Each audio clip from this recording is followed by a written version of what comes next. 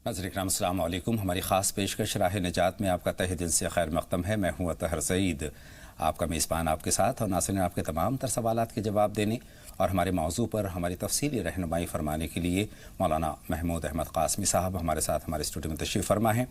मारूफ आलिम दीन मौलाना महमूद अहमद क़ासमी साहब का अब स्टूडियो में हम मुर्तबा खैर मक़दम करते हैं और साथ में शुक्रिया भी मौलाना महमूद साहब आपका अदा करते हैं। आप अपना कीमती वक्त निकालते हैं और हमारे नाज़रीन के लिए यहाँ पर रहनुमाई करने के लिए आप हाज़िर होते हैं। बहुत बहुत शुक्रिया। नाज़रीन, राह निजात में हमारा आज का मौजू है दुनिया की हकीकत। हज़रात, हम जानते हैं कि सूरज और चाँद अपने मुक़र्ररा वक्त पर तुलू होते हैं और अपने मुक़र्ररा वक्त पर ग़ुरूब हो जाते हैं। हज़ारों इंसान इस दुनिया में रोज़ाना पैदा होते हैं और हज़ारों इंसान इस दुनिया को खैरबाद कर जाते हैं, कूच कर जाते हैं। इस मौसमों की बात करें तो मौसमों की तब्दीली भी अपनी रविश पर अपने वक्त पर बदलती रहती है। कभी मौसम बहार हमारे साथ है तो मौसम ख़िज़ा भी अपने वक्त पर आती है। अपने वक्त पर तीनों मौसम, चारों मौसम तब्दील होते रहते हैं। कायनात के इस मुताले से नाज़रीन ये बात साबित होती है, ये बात समझ में आती है कि दुनिया में जो चीज़ है उसे करार नहीं है, वो गर्दिश में है, चलती रहती है, और जो आया है उसे एक रोज़ फ़ना भी हो जाना है, हत्ता कि एक रोज़ ये दुनिया भी फ़ना हो जानी है। ये बहुत हकीकत है और यही निज़ाम कुदरत है और शायद यही दुनिया की हकीकत भी है जिसे हमें मान लेना चाहिए। मौलाना साहब से अपनी बात का आगाज़ करेंगे। मौलाना साहब, आपसे हम ये जानना चाहते हैं कि जो दुनिया की असल हकीकत है वो कुरान और हदीस की रूह से क्या है? अस्सलामु अलैकुम व रहमतुल्लाहि व बरकातुहू। हामिदन व मुसल्लियन अम्मा बाद फ़क़द क़ाल अलैहिस्सलातु वस्सलाम अल्लाहुम्मा ला आइशा इल्ला आइशल आखिरह। नाज़रीन किराम, दुनिया की हकीकत आखिरत के मुकाबले में बिल्कुल हेच है और नापायदार है जी। और आज के इस मादियत पसंद दौर के अंदर हम और आप दुनिया तलबी में और दुनिया के ऐशो इशरत में और दुनिया के साजो सामान में लग कर के आखिरत को बिल्कुल भुलाए हुए हैं। जबकि सुबह और शाम का मुताला और कायनात का मुताला ये बतलाता है कि दुनिया ये फ़ानी है, दुनिया की तमाम चीज़ें फ़ानी हैं। बिलाशुबा। और दुनिया में जो पैदा हुआ है उसको एक नए दिन यहाँ से दुनिया को छोड़ करके जाना है, खैर बात कहना है। बेशक दुनिया की हकीकत आक़ाए नामदार ताजदार बतहा मोहम्मद मुस्तफ़ा सल्लल्लाहु अलैहि वसल्लम ने अपने एक बयान और अपने एक बात के ज़रिए वाज़ेह फरमाई है। और उस हदीस के रावी हज़रत अनस रज़ियल्लाहु तआला अन्हु हैं। वो फरमाते हैं कि कल क़यामत के दिन अल्लाह रब्बुल इज़्ज़त एक शख्स को बुलाएंगे और वो शख्स ऐसा होगा जो दुनिया के अंदर सबसे ज़्यादा मालदार शख्स रहा होगा। जी जी जी। दुनिया की ऐशो इशरत, आराम के सादो सामान और लाओ लश्कर, नाजो न्याम, रुपए पैसे हद दर्जे और वाफिद दर्जे में उसके पास में मौजूद रहे होंगे। जी। दुनिया की कोई भी चीज़ ऐसी नहीं होगी जो उसके पास में इस दुनिया के अंदर न रही हो। आराम आसाइशी सारा सामान थे। जी। बहुत ही मुरफ़िउल हाल शख्स रहा होगा वो। तो अल्लाह रब्बुल इज़्ज़त उसको बुलाएंगे और फरिश्तों से कहेंगे कि इस बंदे को लेकर के जाओ और जहन्नम के एक डुबकी दिला करके लेके आओ। जी। फरिश्ते लेके जाएंगे और जहन्नम में एक डुबकी उसको दिला के निकालेंगे। अल्लाह अकबर। फिर उससे पूछा जाएगा, सवाल किया जाएगा, ऐ इब्ने आदम, आदम के बेटे, क्या तुमने दुनिया के अंदर कुछ ऐशो इशरत देखी थी? जी। कुछ नाज़ो नियामत देखा था? कुछ आराम देखा था? क्या अल्लाह की नेमतें और अल्लाह की तमाम आसाइश की चीज़ें तुम्हें दुनिया के अंदर मिली थी? तो कहेगा कि हमको तो दुनिया के अंदर कोई आराम नहीं मिला, कोई खुशी नहीं मिली, कोई आसाइश नहीं मिली, हम तो दुनिया के अंदर बड़े परेशान थे। फिर एक दूसरे शख्स को लाया जाएगा जो इस दुनिया के अंदर बहुत ही परेशान हाल रहा, मुफलिस रहा, जी, तंग दस्त रहा, खाने पीने की परेशानी, रहने की परेशानी, मालो दौलत की परेशानी, गर्जे की दुनिया का सबसे दबा कुचला इंसान होगा वो आखिरत में लाया जाएगा, बुलाया जाएगा, उससे कहा जाएगा कि इसको लेकर जाओ और जन्नत की एक सैर करा के ले आओ। जी जी। جنت کی سیر کرائی جائے گی، اس سے پوچھا جائے گا کہ اچھا یہ بتلاؤ کہ تم نے دنیا کے اندر کوئی پریشانی، تو کوئی تنگ دستی، کوئی مفلسی، کوئی پریشانی دیکھی تھی؟ جی تو کہے گا کہ ہم نے دنیا کے اندر تو کوئی پریشانی نہیں دیکھی، دنیا کے اندر کوئی مفلسی نہیں دیکھی، کوئی تنگ دستی نہیں دیکھی۔ تو دنیا کا یہ حال ہے، جی دنیا کا یہ حال ہے کہ آخرت کے مقابلے کے اندر دنیا بالکل ہیج ہے، ناپائیدار ہے۔ دنیا کے اندر جو مرفع الحال تھا، جب اس کو آخرت میں جہنم کے سامنے پیش کیا جائے گا تو وہ دنیا کی تمام آسائش کو بھول جائے گا۔ ایسی دنیا میں جو مفلس تھا، تنگ دست تھا، پریشان حال تھا، جب اس کو جنت کی سیر کرا دی گئی تو جنت کے مقابلے میں اور آخرت کے مقابلے میں دنیا کی تمام بے ثباتی کو، دنیا کی تمام پریشانی کو اور دنیا کے مفلسی کو بالکل بھول جائے گا، فراموش کر جائے گا۔ اور مولانا صاحب اس کے برعکس ہم دیکھتے ہیں کہ ہم دنیا کو ہی یہ مان لیتے ہیں کہ مستقل مسکن ہے، یہیں پر رہنا ہے، اس انداز میں ہم تیاری کرتے ہیں، تمام آرام و آسائش کے سامان ہم اکٹھا کرتے ہیں، تمام دولت ہم اکٹھا کرتے ہیں، خوبصورت گھر بناتے ہیں، خوبصورت گاڑیاں لیتے ہیں، بینک بیلنس بنانے میں ہماری زندگی بسر ہو جاتی ہے، اپنے بچوں کے مستقبل کو سنوارنے میں زندگی بسر ہو جاتی ہے، لیکن جو ہماری مستقل زندگی ہے، آخرت کی زندگی، اس سے کہیں نہ کہیں ہماری لاپرواہی ہو جاتی ہے، اس میں کوتاہی ہو جاتی ہے۔ اصل میں اس کا جو بنیادی مقصد ہے جی دنیا طلبی، ہمارے اندر جو دنیا طلبی ہے اور دنیا کو ہی اصل مقصد اور اصل زندگی ہم نے سمجھ رکھا ہے، جی اس کی بنیاد پر یہ سارا مسئلہ ہوتا ہے۔ حالانکہ ایسا نہیں ہونا چاہیے، بلکہ دنیا ایک منزل ہے، بے شک، دنیا ایک منزل ہے، ایک پڑاؤ گاہ ہے، بے شک، ایک ٹھہراؤ کی جگہ ہے۔ حدیث پاک میں فرمایا گیا کن فی الدنیا کأنک غریب او عابر سبیل، کہ دنیا کے اندر ایسے رہو جیسے کہ کوئی اجنبی ہے، جی یہ جیسے کہ کوئی مسافر ہے، جو چند روز کے لیے آیا ہے۔ جی اگر آپ سفر میں کہیں جا رہے ہیں تو ظاہر سی بات ہے اپنے گھر کے سارے ساز و سامان کو آپ لاد کے نہیں لے کے جائیں گے، بلکہ سفر کی جو ضروری چیزیں ہیں، ہلکا پھلکا بوجھ اور ہلکا پھلکا بریف کیس یا بیگ آپ کے پاس میں ہوگا جو آپ کے سفر کی ضرورت کو پورا کر سکے، آپ اتنے ہی سامان رکھتے ہیں۔ امام غزالی رحمۃ اللہ علیہ نے بڑی خوبصورت بات لکھی ہے اس حدیث پاک کی توضیح میں اور وضاحت میں۔ وہ فرماتے ہیں کہ اگر ایک جہاز ہے، جی پانی کا جہاز جس میں بہت سے لوگ سوار ہیں، سفر کر رہے ہیں اور اپنی منزل کی طرف آگے بڑھ رہے ہیں، راستے میں ایک جزیرہ مل جاتا ہے، جی خوبصورت ہے، شادابی ہے، ہریالی ہے، جھرنے ہیں، آبشاریں ہیں، بہت ساری چیزیں اس کے اندر۔ اب وہ جہاز کا کپتان یہ کہتا ہے کہ بھئی یہاں پر ہمیں کچھ دیر کے لیے رکنا ہے، جی پڑاؤ کرنا ہے۔ جس کی طبیعت کہے وہ جہاز سے اتر جائے اور اس جزیرے پہ گھوم لے، سیر و تفریح کر لے، اور ابھی ہم کو 2 گھنٹے کے بعد میں یہاں سے نکلنا ہے۔ جی لوگ اتر جاتے ہیں اپنے اپنی سیٹ چھوڑ کر کے، جزیرے پہ گھومتے ہیں۔ کچھ لوگ تو اس میں سے ہیں کہ بھئی دیکھتے ہیں کہ بھئی اب تو 2 گھنٹے ہمارے پورے ہونے والے ہیں، ہم کو اب چل کے واپس جہاز میں بیٹھ جانا چاہیے، سوار ہو جانا چاہیے۔ اب کچھ جو دانش مند ہیں، عقل مند ہیں، وقت سے پہلے آ کر کے اپنی سیٹوں پہ وہ بیٹھ گئے۔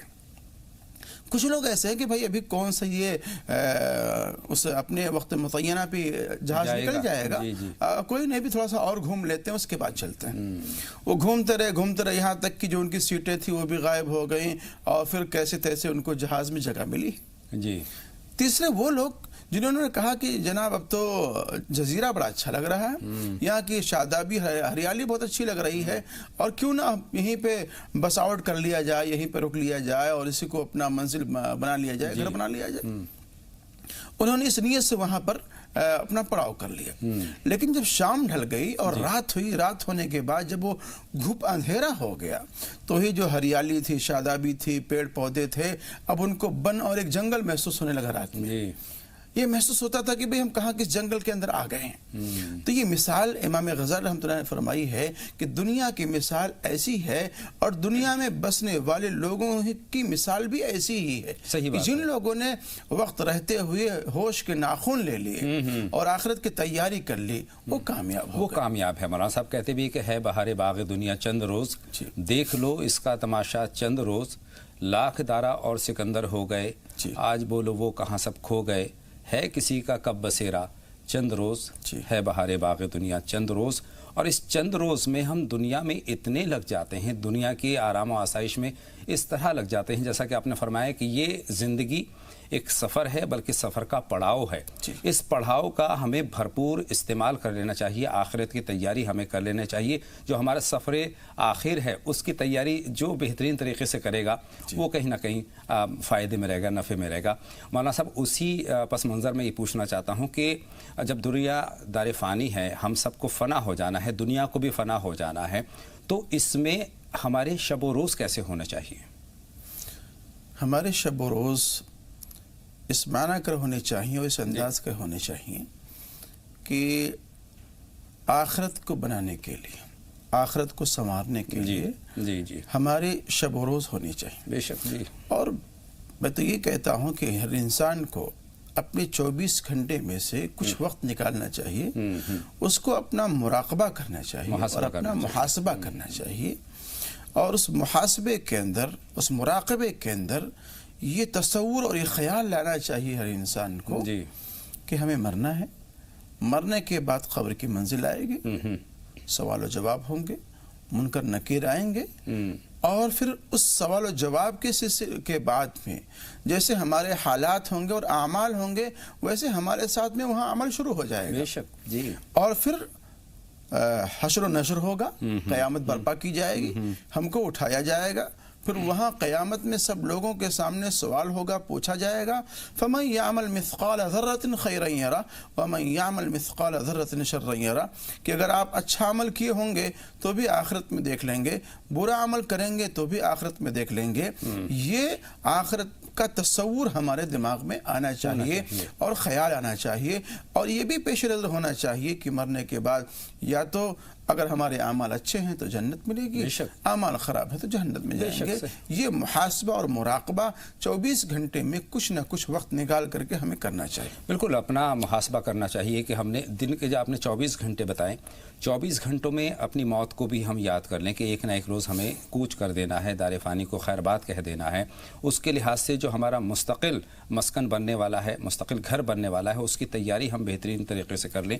اور اگر یہ جب ذہن میں ہوگا مولانا صاحب، ہم کوئی غلط کام نہیں کریں گے، لیکن ہم دور حاضر میں دیکھیں تو اس کو ہی مستقل قیام گاہ ہم مان لیتے ہیں، اور اس میں ہم ڈھیروں عیاری کرتے ہیں، مکاری کرتے ہیں، دغا بازی کرتے ہیں، دھوکہ کرتے ہیں، برے کام میں ملوث ہو جاتے ہیں، اچھے کام کی ہمیں یاد ہی نہیں رہتی، گویا حتیٰ یہ کہ ہمیں اپنے فرائض تک یاد نہیں رہ جاتے۔ مولانا صاحب،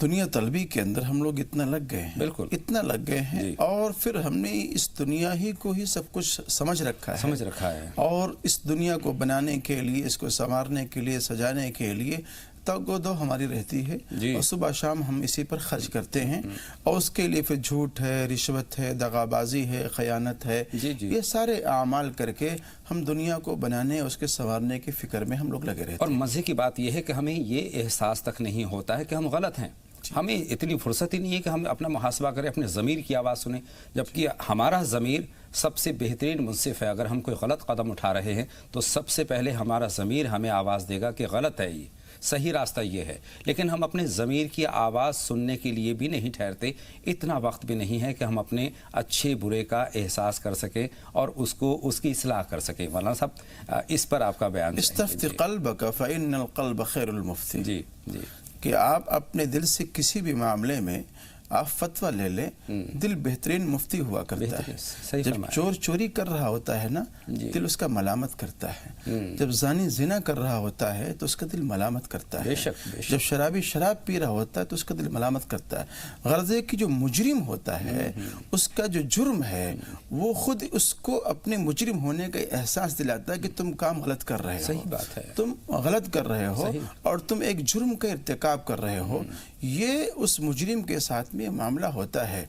تو مجرم چاہے وہ شرابی ہو، چاہے وہ دغا بازی کرنے والا ہو، چاہے امانت میں خیانت کرنے والا ہو، ہمیں اور آپ کو، تمام ناظرین کرام کو 24 گھنٹے میں سے کچھ وقت نکال کر کے اپنا محاسبہ کرنا چاہیے، اپنا مراقبہ کرنا چاہیے، اور اپنے مراقبے کے ساتھ ساتھ یہ بھی دیکھتے رہنا چاہیے کہ ہمارا دل دنیا کے ساتھ میں کتنا لگا ہوا ہے۔ صحیح بتایا مولانا صاحب، دنیا کی حقیقت سے ہم واقف ہو چکے ہیں اب تک کے بیان سے۔ اب ہم یہ جاننا چاہتے ہیں کہ قرآن و حدیث سے، اس کی روح سے ہمیں دنیا کو کس نظر سے دیکھنا چاہیے؟ اگر آپ یہ دیکھتے ہیں جی اپنے مراقبے اور اپنے محاسبے کے بعد جی جی کہ آپ کے دل کے اندر اور آپ کے دماغ کے اندر آخرت کا تصور آتا ہے کہ نہیں آتا، آخرت کی فکر پیدا ہوتی کہ نہیں ہوتی ہے، جی اللہ کے عذاب کا اور اللہ کی پکڑ کا خوف آتا ہے کہ نہیں آتا ہے، اگر یہ خیال اگر آپ کے دل کے اندر آئے جی تو آپ یہ سمجھ لیں کہ پھر آپ کے دل کے اندر دنیا کی محبت نہیں ہے، نہیں ہوگی۔ جی لیکن اگر آپ یہ سرے سے بالکل آپ کے دل کے اندر یہ باتیں ناپید ہیں کہ ذرا بھی آخرت کی فکر نہیں ہے، آخرت کا تصور نہیں ہے، اللہ کے پکڑ کا اور اللہ کے عذاب کا تصور نہیں ہے، اور پھر واقعی آپ دیکھ رہے ہیں کہ 24 گھنٹے صبح ہو کہ شام ہو، دن ہو کہ رات ہو، آپ دنیا جمع کرنے میں، دنیا اکٹھا کرنے میں لگے ہوئے ہیں، تو پھر آپ یہ سمجھ لیجئے کہ دنیا کی محبت آپ کے دل کے اندر ہے اور آپ دنیا کے حریص ہیں، آپ دنیا کے لالچی ہیں۔ ایک صحابی ہیں، جی انہوں نے اپنے گھر کے اندر ایک گڑھا کھود رکھا تھا، جی جی اس گڑھے کے اندر وہ 24 گھنٹے میں سے کچھ دیر کے لیے اپنے آپ کو لٹا دیا کرتے تھے۔ کچھ لوگوں نے سوال کیا، پوچھا کہ بھئی یہ کیا ماجرا ہے، ایسا کیوں کرتے ہیں؟ تو انہوں نے جواب دیا کہ جب میں اپنے دل کو اللہ کی یاد سے اور اللہ کے پکڑ سے اور آخرت سے غافل پاتا ہوں تو اپنے آپ کو اس گڑھے کے حوالے کر دیتا ہوں، یہ تصور لاتا ہوں، یہ خیال لاتا ہوں اپنے دماغ کے اندر کہ ایک زمانہ ایسا آئے گا کہ تم کو گڑھے میں اتارا جائے گا، منو مٹی کے اندر تم کو دبا دیا جائے گا، اور وہاں حشرات الارض کیڑے مکوڑے تمہیں اپنا نوالا بنائیں گے اور تم ان کے لقمہ بنو گے۔ یہ تصور لاتا ہوں، اس تصور کی بنیاد پر پھر آخرت کی فکر پیدا ہوتی ہے۔ صحیح بات ہے، وہاں سے فکر پیدا ہوتی ہے۔ سامان 100 برس کا پل کی خبر نہیں، انسان کا تو حال یہ ہے، ہمیں اگلے لمحے کا پتہ نہیں کہ اگلے لمحے ہمارا وجود باقی رہے گا یا نہیں رہے گا، سانسوں کا یہ سلسلہ چلتا رہے گا، یہ تھم جائے گا، اگلے پل کیا ہونے والا ہے، ہم امیر رہیں گے یا مفلسی کا شکار ہو جائیں گے، اگلے پل کا ہمیں یہ پتہ نہیں کہ چاروں ہاتھ پیر آنکھیں جو اللہ کی عظیم ترین نعمتیں ہیں ان میں سے کس سے ہم محروم رہ ہو جائیں گے۔ تو ایک پل کی تو خبر نہیں ہے، لیکن سامان ہم 100 برس کا کرتے ہیں، اور اس سوچ کے تئیں ہم گھمنڈ بھی کرتے ہیں، عیاری بھی کرتے ہیں، مکاری بھی کرتے ہیں، ملاوٹ بھی کرتے ہیں، حقوق العباد کی پامالی بھی کرتے ہیں، حقوق اللہ کی پامالی بھی کرتے ہیں، اور جو راہ راست کے چیزیں ہیں، نماز ہے، روزہ ہے، زکوٰۃ ہے، اپنوں کی مدد ہے، بہت خلوص سے پیش آنا ہے، تمام تر چیزیں ہماری زندگی سے بالکل مٹ جاتی ہیں۔ ہم باز کیوں نہیں آتے اپنی ان تمام جو چیزیں ہیں، جو تمام سوچ ہے مولانا صاحب، کس طرح سے ہم باز آئیں؟ دو چیزیں ہیں، وہ دو چیزیں ہمیں اپنے اندر پیدا کرنی پڑیں گی، جی جی، اور جس کی وجہ سے یہ دنیا کی محبت ہو رہی ہے، وہ دنیا کی محبت دو بنیادوں پر ہو رہی ہے، جی، حب الدنیا و کراہیت الموت، دنیا کی محبت اور موت سے ناپسندیدگی، موت سے راہ فرار۔ حالانکہ موت سے کسی کو راہ فرار نہیں ہے، بے شک، جی، ہم روزانہ دیکھتے ہیں کہ ہزاروں لوگ مر رہے ہیں، اپنے ہاتھوں سے نہ جانے کتنے لوگوں کو دفناتے ہیں، قبر میں اتار کے آتے ہیں، بے شک، تو یہ تمام چیزیں دیکھ رہے ہیں، دیکھنے کے باوجود بھی ہمارے اندر اس کا یقین نہیں ہوتا ہے، بے شک، جی، اور جس کی بنیاد پر پھر دنیا کے جمع کرنے کے لیے، اکٹھا کرنے کے لیے ہم لوگ لگ جاتے ہیں۔ الدنیا لا مقام لها، کہ دنیا یہ کسی کا مقام نہیں ہے، دنیا کسی کی جگہ نہیں ہے، دنیا کسی کی جاگیر نہیں ہے، دنیا کے اندر آنا جانے کی دلیل ہے اور علامت ہے۔ تو جب یہ دنیا ہماری نہیں ہے اور دنیا ہماری جگہ نہیں ہے، ہمارے لیے کوئی اس میں الاٹمنٹ کا کوئی مسئلہ نہیں ہے، تو ظاہر سی بات ہم اس کو مستقل جائے قرار، جائے پناہ اور جائے سکونت قرار دے کر کے ہم اس کو بنانے میں، سنوارنے میں لگ جائیں، تو اس سے بڑا بیوقوف آدمی کوئی نہیں ہو سکتا ہے۔ بلکہ اس دنیا میں بھیجا اس لیے گیا ہے تاکہ اس منزل پر، اس پڑاؤ پر رہ کر کے ہمیں اپنے آخرت کو بنانا ہے اور سنوارنا ہے۔ بلکہ اگر اسلام کی نظر سے دیکھیں تو یہ دنیا جو ہے، زندگی ہمیں جو ملے ہیں، سانسوں کا جو سلسلہ ہمارے پاس ہے، یہ کہیں نہ کہیں ایک آزمائش کے لیے ہمیں بھیجا گیا ہے کہ ہم اس آزمائش میں کامیاب ہوں، اللہ کے تمام جو ہدایات ہیں، جو حکم ہیں، ان کو بجا لائیں اور جو ایک ڈسپلنڈ لائف ہے اس کو ہم گزار لیں، لیکن اس کو ہی سب سے پہلے ہم فراموش کر دیتے ہیں مولانا صاحب۔ یہاں میرا سوال یہ آپ سے بنتا ہے کہ دنیا سے محبت کی علامت کیا ہے؟ دنیا سے محبت کی علامت یہی ہے کہ آپ اس آدمی کو یہ دیکھیں کہ وہ 24 گھنٹے اور اس کی مطمح نظر، اس کی فکر کیا ہے، جی جی، اس کی سوچ کیا ہے۔ بہت کم لوگ ایسے ہیں کہ جو واقعی اپنا وقت نکال کر کے محاسبہ کرتے ہیں، مراقبہ کرتے ہیں اور اپنے آخرت کی فکر میں لگے رہتے ہیں۔ جس کو دیکھو اپنی اس دنیا کو بنانے کے لیے وہ جھوٹ بول رہا ہے، جی، مکاری کر رہا ہے، عیاری کر رہا ہے، خیانت کر رہا ہے، ملاوٹ کر رہا ہے، رشوت خود وہ لے رہا ہے، جھوٹ کے بازار گرم کر رہا ہے۔ بے شک، آج شکوہ ہے ہم لوگوں کا امیروں کے تعلق سے، بڑے لوگوں کے تعلق سے، وزیروں کے تعلق سے، بڑے لوگوں کے تعلق سے کہ وہ ظلم کر رہے ہیں، جی، وہ گڑبڑی کر رہے ہیں۔ حالانکہ اگر آپ مطالعہ کریں گے اور دیکھیں گے کائنات کو تو اس میں سے چھوٹے سے لے کے چھوٹا، بڑے سے لے کے بڑا تک اس میں ظالم بنا ہوا ہے۔ بے شک، جی، ایک رکشہ چلانے والا بھی ظلم کر رہا ہے، ایک سبزی فروش بھی ظلم کر رہا ہے، صحیح، اور ایسے ہی ٹھیلا چلانے والا بھی ظلم کر رہا ہے۔ آپ تصور نہیں کر سکتے ہیں، خیال نہیں کر سکتے ہیں، اور الزام ہم لگاتے ہیں بڑوں پر اور وزیروں پر، فلاں پر کہ ان کی طرف سے ظلم ہوتا ہے، حالانکہ ظلم کے اندر وہ بھی برابر کے شریک ہیں، یہ بھی برابر کے شریک ہیں، اپنی اپنی نوعیت سے سب ظلم کر رہے ہیں، سب ظلم کر رہے ہیں، جی جی، سب ظلم کر تو سب سے پہلے تو اپنی اصلاح ضروری ہے۔ ہاں، اس میں ریڑھی والے کو دیکھیں، سبزی فروش کو دیکھیں، اگر آپ سبزی لینے کے لیے گئے ہوئے ہیں تو اگر آپ نے 1 کلو سبزی لی تو ظاہر سی بات اس نے کچھ نہ کچھ ڈنڈی مار دینا ہے۔ اگر آپ کوئی سامان لینے کے لیے گئے ہوئے ہیں، وہ اصل کے نام پر آپ کو اس میں نقل دے رہا ہے اور اس میں ملاوٹ کر کے وہ آپ کو بیچ رہا ہے، تو یہ سارے کے سارے ظلم ہیں۔ صحیح بات ہے، یہ سب کے ظلم ہے، اور اس کا نقصان کہیں نہ کہیں آخرت میں ہوگا۔ اچھا، یہ ظلم ہو کیوں رہا ہے؟ جی، اس لیے ہو رہا ہے تاکہ ہماری دنیا آباد ہو جائے، بے شک، دنیا کی اسٹیٹس اچھا ہو جائے، دنیا بہتر ہو جائے، اس کی رہائش اچھی ہو جائے، عیش و عشرت اس کو زیادہ مل جائے، بس اسی لیے آدمی ظلم کر رہا ہے۔ صحیح بات ہے، جبکہ حقیقت یہ ہے کہ جتنی ہماری سادہ زندگی ہوگی ہم اتنے مطمئن ہوں گے، پرسکون ہوں گے، لیکن اس بات کو ہم نہیں سوچتے ہیں۔ ہم بہترین سے بہترین اپنا گھر بنانے میں پوری عمر صرف کر دیتے ہیں، لگا دیتے ہیں، اپنے آرام کی، آسائش کی تمام چیزیں مہیا کرانے میں اپنا تن من دھن سب کچھ لگا دیں گے، لیکن جب تک آپ کما رہے ہیں، تمام تر چیزیں جٹا رہے ہیں، جب ان کو استعمال کرنے کا وقت آتا ہے تب تک آپ اس اسٹیج پر پہنچ جاتے ہیں جہاں سے آپ کو خیر بات کہنا ہوتا ہے اس دنیا کو۔ تو مولانا صاحب، دنیا سے جو محبت ہے یہ کتنی مناسب ہے؟ ایک بات میں اور جوڑ دو اس کے اندر، جی، کہ بھی جو میں کہہ رہا تھا کہ ہر کوئی ظالم بنا ہوا ہے اپنے اپنے لیبل سے۔ ایک کلرک ہے، ایک بابو ہے، وہ رشوت لے رہا ہے، 1000 روپے اس نے رشوت لے لی، مل گئے اس کو، جیب میں اس کے آ گئے۔ جی، اب وہ سوچ رہا ہے کہ ہماری جو سیلری بنتی ہے، جی، اس سیلری کے اندر یہ 1000 روپے جڑ گئے، اس سے بڑا فائدہ ہوگا، گھر کی اکنامک بڑھے گی اور گھر کی معاشی جو زندگی ہوگی بہتر ہوگی۔ جی، اب آپ 1000 روپے لے کر کے اپنے آفس سے چلے ہیں گھر کی طرف، آپ کو کچھ نہیں پتا کہ گھر میں کیا ہونے والا ہے، پتہ یہ چلا کہ کوئی بیماری آ گئی، پریشانی آ گئی اور آپ کا بچہ بیمار ہو گیا۔ گھر پہنچے تو دیکھا کہ بچے کی طبیعت زیادہ خراب ہے، اس کو بھاگتے بھاگتے آپ کے ڈاکٹر کے پاس میں لے کے گئے۔ ڈاکٹر نے کہا کہ یہ چیک اپ ہوگا، یہ چیک اپ ہوگا، یہ چیک اپ ہوگا، یہ چیک اپ ہوگا۔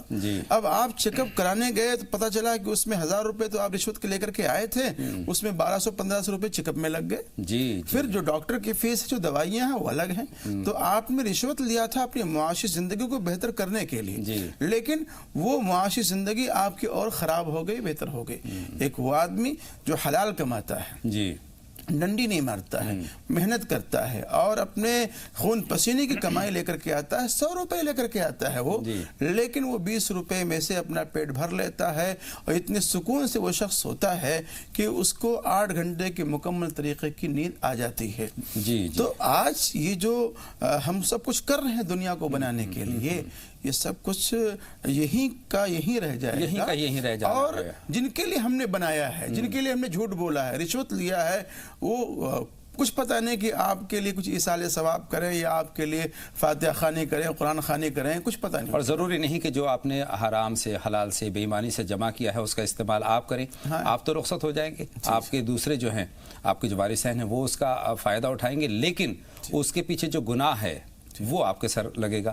تو دنیا سے محبت اعتدال میں کرنی چاہیے، اللہ سے محبت بے انتہا کرنی چاہیے، بے تحاشا کرنا چاہیے، شب و روز اپنے اللہ کے کاموں میں لگانے چاہیے. چونکہ جب اللہ کی طرف ہم جاتے ہیں، نماز روزے کی طرف ہم جاتے ہیں، تو دنیا کی تمام برائیوں سے اپنے آپ ہم رک جاتے ہیں. مولانا صاحب کالر سے بات کرنے کا وقت ہو گیا ہے. 2 کالر ہماری فون لائن پر موجود ہیں. سالار صاحب اورنگ آباد سے سوال پوچھنا چاہتے ہیں، اور صبا صاحب آپ میرٹھ سے ہماری فون لائن پر ہیں. اورنگ آباد سے سالار صاحب کا پہلے ہم خیر مقدم کریں گے. فرمائیں سالار صاحب، کیا سوال ہے آپ کا؟ السلام علیکم. وعلیکم السلام. خیر مقدم آپ کا سوال. سوال 2 ہے. جی پہلا فرمائیں. سوال تو یہ ہے کہ ہمارا پوتا ہے، آج پورا 4 سال کا ہو گیا ہے ماشاء اللہ. اور ہمیں سالگرہ منانا ہے، تو قید اسلامی طریقہ کیا ہے سر؟ ٹھیک ہے. دوسرا سوال یہ ہے سر کہ جیسے ہمارا حق حلال کا کام بھی اگر کبھی گورنمنٹ سے نکالنا چاہتے ہیں تو ہمیں رشوت دینا پڑتی ہے، تو کیا پھر بھی ہم گناہگار ہو گئے سر؟ بہت شکریہ. آپ کے دونوں سوال ہم نے سالار صاحب نوٹ کر لیے ہیں، لیکن بہن صبا سے پہلے ہم بات کریں گے. میرٹھ سے سوال پوچھنا چاہتی ہیں. خیر مقدم آپ کا صبا صاحبہ، راہ نجات میں سوال پوچھیں. وعلیکم السلام. فرمائیں صبا صاحبہ. جی بھائی 2 سوال ہے، کاٹیے گا بس. بالکل فرمائیں.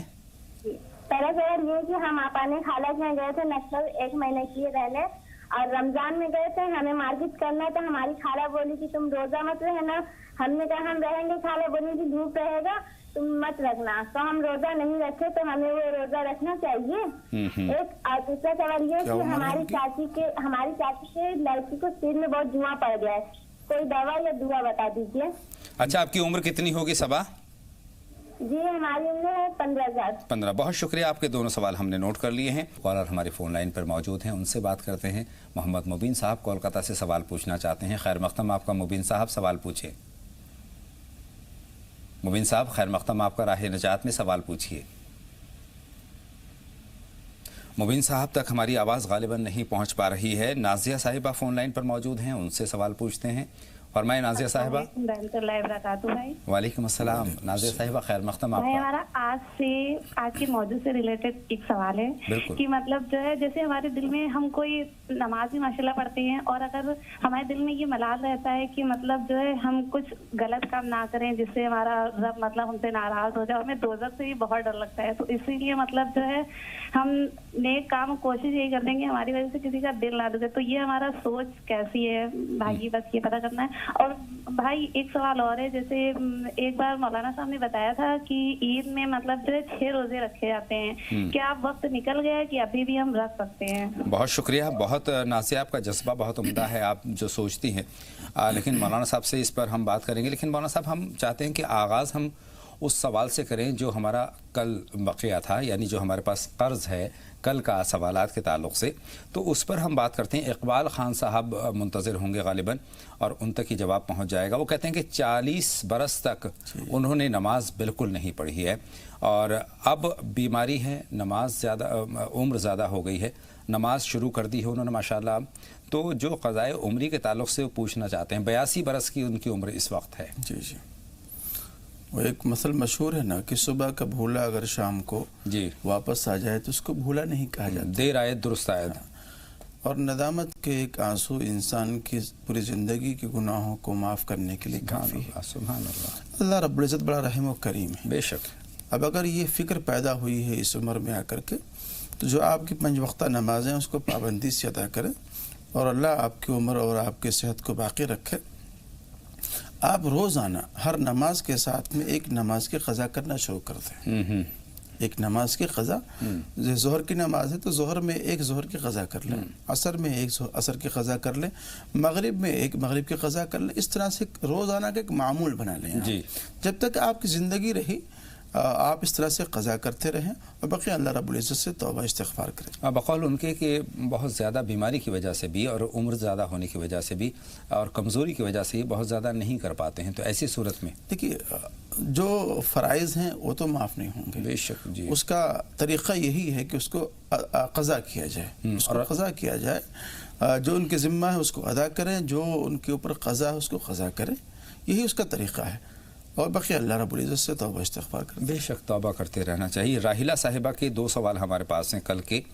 وہ کہتے ہیں کہ شوہر کا کام میں جی نہیں لگتا، پہلا سوال، اور دوسرا انہوں نے کسی معاملے کے لیے مشورہ کیا تھا تو صدقے کے تعلق سے مولانا عبداللہ طارق صاحب نے 360 کے 4 طرح سے وہ انہوں نے صدقے کا ان کو مشورہ دیا تھا، تو اس کے تعلق سے پوچھنا چاہتے ہیں 3 یعنی 360 کر کے 3 مرتبہ وہ ادا کر چکی ہے، 1 مرتبہ کا بچا ہے، کیا وہ بھی ان کو دے دینا چاہیے؟ پہلا جہاں تک مسئلہ ہے تقدیر کے قاضی کا یہ فتویٰ ہے ازل سے، جی تقدیر کے قاضی کا یہ فتویٰ ہے ازل سے ہے، جرم ضعیفی کی سزا مرگ مفاجات۔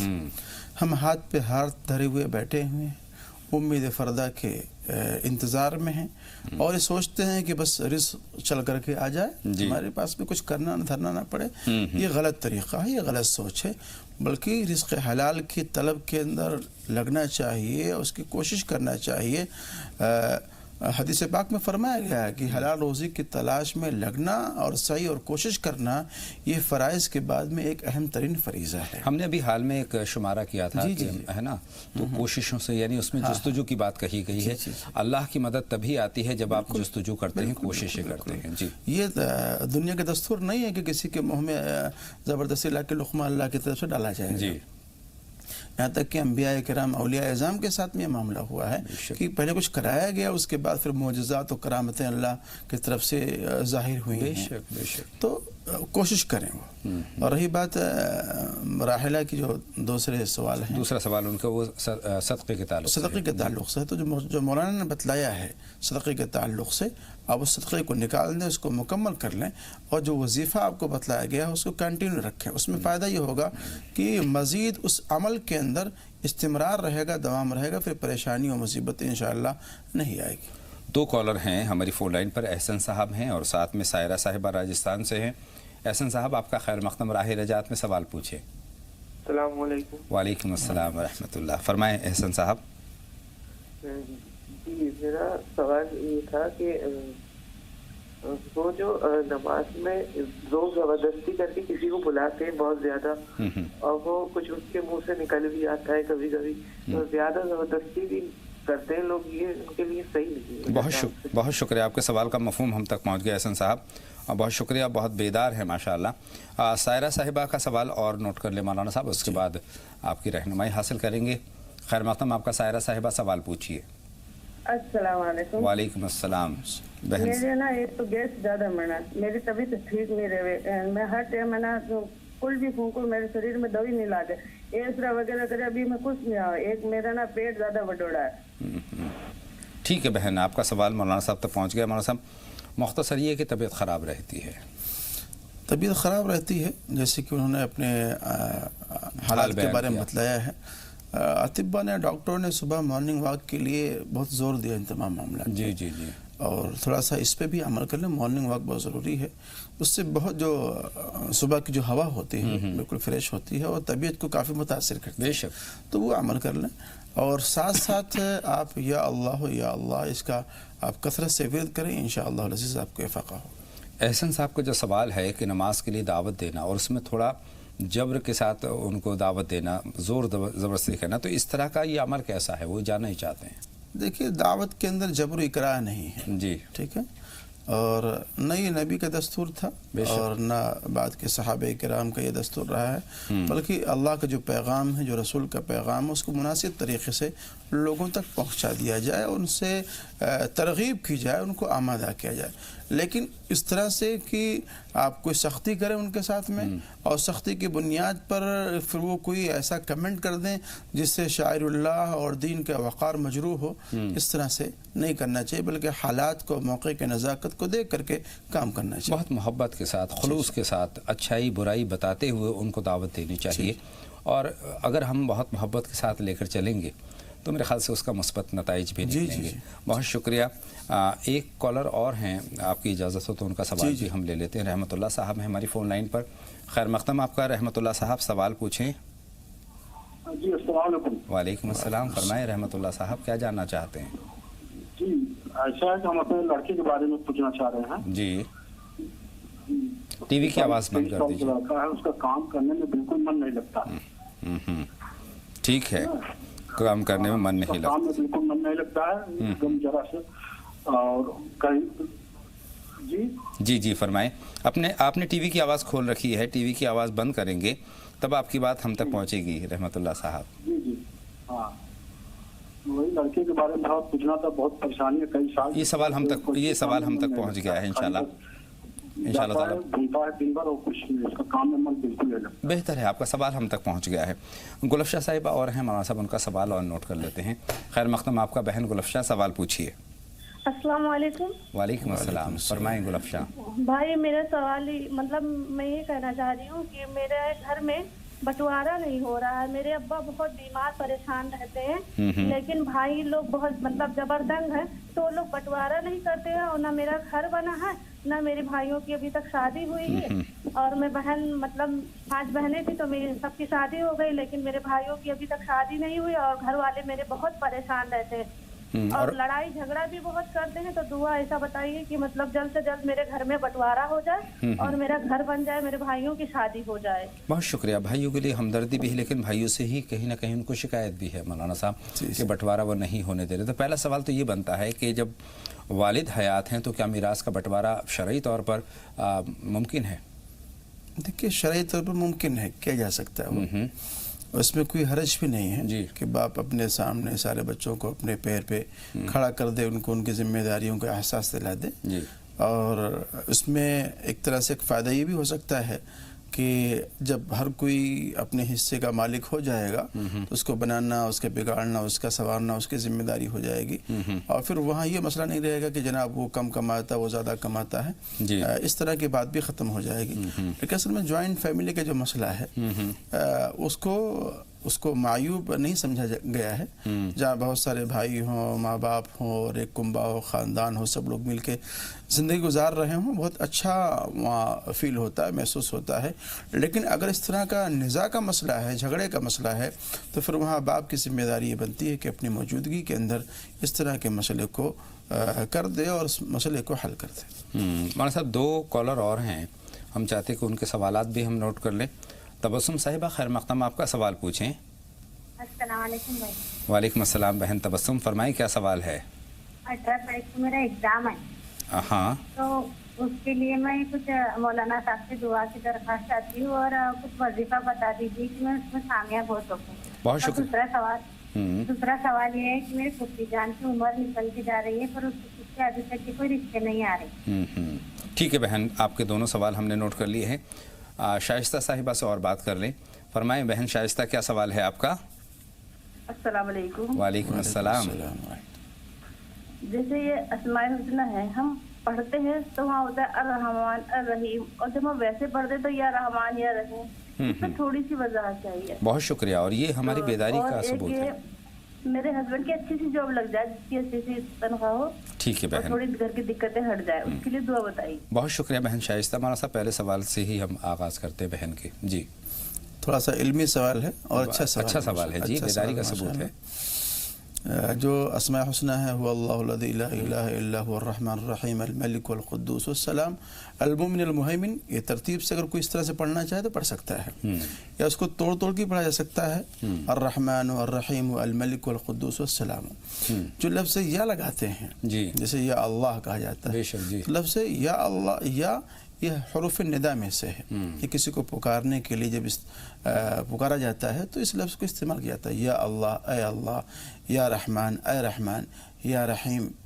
तो इस तरह से इस लफ्ज़ को पुकारने के लिए इस्तेमाल किया जाता है, और ये अरबी का एक ज़ाब्ता और क़ायदा है। बहुत शुक्रिया। पहले सवाल का जवाब पहुँच गया है बहन शाइस्ता तक। दूसरा, अपने शौहर के जॉब के लिए वो जी थोड़ा सा उसके लिए या अजीज़ हो इसको कसरत से विरद करें और पढ़ें, इंशाअल्लाह अज़ीज़ कोई मुनासिब जॉब और नौकरी उनको मिलेगी। और साथ में ये भी बहन शाइस्ता से अर्ज़ करना चाहते हैं कि नमाज़ों का एहतमाम करें, घर में नमाज को कायम करें। शौहर से भी कहें कि शौहर की अगर नमाज में कोताही हो रही है तो उस कोताही को दूर करने की कोशिश करनी चाहिए। मौलाना साहब, तबस्सुम साहिबा के सवाल हमारे पास 2 हैं। एक तो इम्तिहानात के ताल्लुक़ से, किसी इम्तिहान में वो अपीयर होने जा रही हैं, उसके लिए एक तो आपसे दुआ की दरख्वास्त है, और दूसरा ये कोई वजीफ़ा उनको मशवरा। اللہ رب العزت ان کے پرچوں کو آسان فرمائے اور صحیح جواب کرنے کی لکھنے کی اللہ ان کو توفیق عطا فرمائے. اعوذ باللہ من الشیطان الرجیم. بسم اللہ الرحمن الرحیم. حامیم کاف ہا یا عین صاد فسیکفیکہم اللہ وہو السمیع العلیم. اس کو آپ جب امتحان حال میں بیٹھ جائیں تو اس کو پڑھتے رہیں جب تک آپ کے ہاتھ میں پرچہ وغیرہ نہ آ جائے. انشاءاللہ العزیز آپ کا پیپر اور امتحان آسان ہوگا. اللہ کامیابی سے ہم کنار کرائے. دوسرا سوال اپنی پھپھو کے تعلق سے ہے. پھپھو کے جو ہے ان کی پھوپھی جان کے مناسب رشتے نہیں آ رہے ہیں. جی اس کے لیے ایک بہت ہی مشہور وظیفہ یا لطیفو 300 مرتبہ اس کو پڑھیں اور اس مسئلے کو تصور میں رکھ کر کے دماغ میں رکھ کر کے اور ایک آیت کریمہ ہے اس کو نوٹ کر لیں. هو الذی خلق من الماء بشرا فجعله نصبا وصہرا وکان ربک قدیرا. 313 مرتبہ 21 دن تک پڑھیں. انشاءاللہ العزیز کوئی مناسب رشتہ آئے گا. ساتھ میں کوئی صدقہ خیرات بھی نکال دیں. زرینہ صاحبہ کا سوال شامل کرتے ہیں. ہماری فون لائن پر ہیں اس وقت. خیر مقدم آپ کا زرینہ صاحبہ. سوال پوچھیے. بہن زرینہ ہماری آواز آپ تک پہنچ رہی ہے تو فرمائیں کیا جاننا چاہتی ہیں. غالباً زرینہ صاحبہ نہیں ہیں فون لائن پر. ظہیر صاحب آپ فرمائیں کیا سوال ہے آپ کا. جی ظہیر صاحب آپ تک آواز پہنچ رہی ہے تو فرمائیں کیا سوال ہے. جی فرمائیے. جی میرا سوال یہ ہے کہ میرے ابو 4 بھائی ہیں تو چاروں بھائی میں بٹوارا نہیں ہوا تھا. دادا کا انتقال ہو گیا ہے تو ابھی بٹوارا کا مسئلہ سلسلہ چھڑ گیا ہے. اور ایک چچا ہمارے تھے تو انہوں نے کہا تھا کہ اپنا پیچھے کا گھر توڑ کے بنوا لو اور شادی وغیرہ کر لو. تو ہم نے پیچھے کا گھر توڑ دیا ہے اور ابھی بٹوارا نہیں ہو پایا ہے. تو اب پھر سے جب بٹوارا چھڑا ہے تو وہ لوگ برابر سے بٹوارا نہیں کر رہے ہیں. تو اسلامک طور سے کیا حکم ہے اس کا. بہت شکریہ. آپ نے یہ جو آخر میں جوڑا ہے شرعی کیا اصول ہے مولانا صاحب, ضابطہ کیا ہے, یہ جاننا چاہتے ہیں. دیکھیے شرعی ضابطہ اور طریقہ تو بہت ہی آسان ہے اور عام طور سے خاص طور سے میراث کے تعلق سے لوگ اس پر عمل نہیں کرتے ہیں. جی اور جو مورث ہے جو ذمہ دار ہے مورث اعلیٰ جس کو کہا جاتا ہے جی اس کے انتقال کے بعد ہی میراث کو تقسیم کر لینا چاہیے. جی یہاں تک کہ علماء نے لکھا ہے کہ مورث اعلیٰ کے مرنے کے بعد انتقال کے بعد میں بغیر میراث کے تقسیم کیے ہوئے مال کا خرچ کرنا کھانا پینا یہ مناسب نہیں, درست نہیں ہے. صحیح بات ہے. یہاں تک کہا ہے علماء نے. تو شرعی ضابطہ یہ ہے کہ مرنے والا مر گیا, اپنے پیچھے جو اس نے مال و اسباب چھوڑے ہیں بھائی بہنوں کو سامنے رکھ کر کے اس میں جو حصے بنتے ہیں جس کو علم الفرائض کہا جاتا ہے. اور علم الفرائض واقعی بہت ہی ایک ٹپیکل سبجیکٹ ہے. بالکل صحیح. اور اس پر بہت سے لوگوں کو عبور بھی نہیں ہے. تو اپنے موقع پر اور جہاں بھی آپ رہتے ہیں وہاں مفتیان کرام سے رابطہ کر کے جتنے حصص ہیں جتنے حصے دار ہیں ان کو ان کے سامنے رکھ کر کے کہ بھائی اتنے بھائی ہیں اتنے بہن ہیں ماں ہیں یا باپ ہیں جو بھی ہیں ان کو رکھ کر کے اور اتنی پراپرٹی ہے اتنا مال ہے اس طرح سے حصے وہاں پہ تقسیم کرا کر کے اور آپس میں اس کے مالک بنیں. وہ مناسب طریقہ ہے کہ آپ باریکی سے اپنا مقدمہ وہاں رکھیں اور اس کے بعد جو مشورہ ہے اس کے تحت آپ بٹوارہ کر لیں. بہن نازیہ کا سوال ہمارے پاس جمع ہے. وہ کہتے ہیں کہ نیک کام کرنے کی کوشش کیسی ہے. یہ وہ کہتے ہیں کہ نماز میں جب نماز کے لیے نیت باندھتے ہیں تب ان کو اس طرح کے خیالات آتے ہیں. جی تو نیک کام کی کوشش کے خیالات ان کے ذہن میں آتے ہیں. بہت اچھی بات ہے اور اچھا جذبہ ہے. جی اور اللہ رب العزت یہ ہم تمام لوگوں کے اندر نیکی کے جذبات لائے اور پیدا کرے. اور اسی کو کہتے ہیں آخرت کی فکر. بے شک اسی کو کہتے ہیں آخرت کی فکر اور دنیا طلبی سے انسان کو دور رہنے کی کوشش یہ ہے. اور آدمی کو محاسبہ کرتے رہنا چاہیے, اپنا مراقبہ کرتے رہنا چاہیے کہ ہمارا دل کہیں ایسا تو نہیں ہے جو دنیا سے لگا ہوا ہے, دنیا سے چمٹا ہوا ہے اور آخرت کی یاد نہیں آتی. مولانا صاحب مبین صاحب کا سوال روزوں کے تعلق سے ہے. 3 روزے ان کے ماہ مبارک کے چھوٹ گئے ہیں, کس طرح سے پورے کریں؟ قضا کریں, اس کو قضا کریں. اور ایک سوال یہ ہے کہ عید کے بعد کے جو 6 روزوں کے تعلق سے رہنمائی چاہیے نازیہ صاحبہ نے کہ کیا اب ان روزوں کا اہتمام کیا جا سکتا ہے؟ جی بالکل رکھ سکتے ہیں اس کو. یہ پورا مہینہ آپ کے پاس میں پڑا ہوا ہے ان روزوں کے رکھنے کا. رحمت اللہ صاحب کا سوال یہ ہے کہ کام کرنے میں جی نہیں لگتا ان کا. ابھی پہلے بھی میں نے اس کو عرض کیا اور کہا ہے کہ بھائی اپنے آپ کو مستعد رکھیں, چست رکھیں, چالاک رکھیں. اس دنیا کے اندر اسی کو ملے گا جو حرکت کرے گا. حرکت میں برکت ہوگی. ورنہ لاوبالی پن اور اپنے آپ کو باندھ کے رکھنا اور اپاہج پن یہ اچھی چیز نہیں ہے. اور ساتھ ہی ساتھ میں جناب سے درخواست کی کروں گا کہ آپ خود یا تو ان کی والدہ محترمہ یا شہید و بچی کی پیشانی پہ اپنا سیدھا ہاتھ رکھ کے 21 مرتبہ اس کو پڑھیں. انشاءاللہ العزیز اس کے اندر چستی بھی آئے گی، چالاکی بھی آئے گی، اور جو یہ کاہلی ہے یہ ختم ہوگی انشاءاللہ تعالی. صبا صاحبہ کا ہمارے پاس میرٹھ سے 2 سوال جمع ہیں. ایک تو سر میں جوئیں پڑ گئی ہیں، جو بھی تدابیر کر رہی ہیں لیکن ختم نہیں ہو رہی ہیں، کیا کرنا چاہیے؟ کوئی وظیفہ، کوئی دعا؟ بہتر تو یہ ہے کہ آپ کسی حکیم وغیرہ سے رابطہ کر لیں اور وہ مناسب اس کے دوا، اس کے علاج کے بارے میں آپ کو رابطہ. اچھا، ایک روزہ انہوں نے رمضان کا نہیں رکھا ہے محض اس لیے کہ وہ بازار میں شاپنگ کے لیے جا رہی تھی یا کوئی اور تھا، اور کسی نے ان کو مشورہ دیا کہ روزہ مت رکھو آج کا، انہوں نے روزہ نہیں رکھا. لیکن قابل ستائش یہ جذبہ ہے، 15 برس کے ہیں یہ، تو اس میں یہ مشورہ چاہ رہی ہیں کہ اس ایک روزے کا جو چھوڑنا تھا وہ بھی وہ جاننا چاہتی ہیں کہ کیسا تھا، اور دوسرا اس روزے کو کیسے رکھا جائے.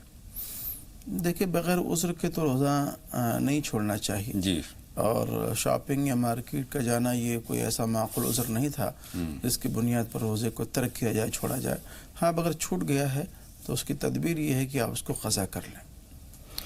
سالار صاحب کا ایک اور سوال ہے میرے پاس، سالار صاحب کا بلکہ آغازی سوال ہے. وہ کہتے ہیں کہ 4 سال کا ان کا پوتا ہے اور سالگرہ منانے کی سوچ رہے ہیں. تو پہلے تو یہ کہ کیا اسلامی صحیح ہے طریقہ اسلامی؟ دیکھیے، اسلامی تصور میں اور شریعت میں سالگرہ کا کوئی ایسا مسئلہ نہیں ہے، بلکہ آپ یہ دیکھیں کہ بچہ ہو یا کوئی بھی ہو، جیسے جیسے وہ آگے بڑھے گا اپنی عمر کے کچھ نہ کچھ وہ ایام اور کچھ نہ کچھ سال مہینے وہ کم کرتا جا رہا ہے. ہم لوگ خوشی مناتے ہیں کہ بچہ 4 سال کا ہو گیا، حالانکہ یہ سوچنا چاہیے کہ بچے کی 4 سال کی عمر کم ہو گئی ہے. صحیح بات ہے، کانسیپٹ نہیں گھٹ رہی ہے اس کی عمر.